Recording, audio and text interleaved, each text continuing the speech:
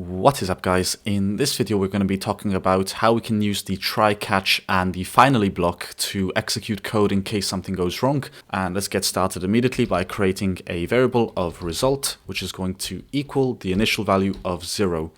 Now, to create a try and catch block, all you have to do is type in try and create the block. So inside here we're going to do something that should give us an error, such as typing result equals x minus 10, and we will log the result. Now you should notice that we will get an error because x was never defined anywhere in my entire program. And just to catch this error, all we have to do is type in catch, and inside here you can type in error and create another block. So in case this code does not execute or something goes wrong and it breaks the program, it will not stop everything and it will continue with the catch block. So you can put any code you want inside here that you want to execute in case this code fails. So the first thing we should do is go ahead and log the error so we can see what's happening. And then we can go ahead and log this catch block executes more code if the try block fails. And finally, literally finally, we can add the finally block.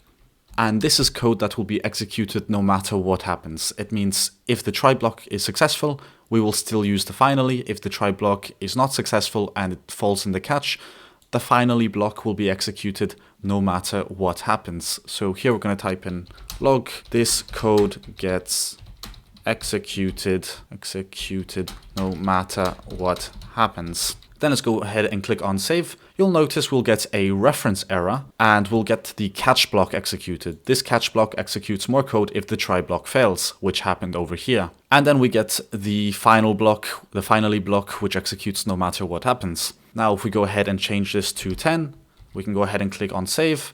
You'll see that we'll get the answer as a result, and we will still get the finally block executed. So those were the very basics of how to use the try, catch and finally block. But with that being said, as always, if you have a question, you can leave it in the comment section below and I'll do my best to answer it. Otherwise, I will see you in the next video.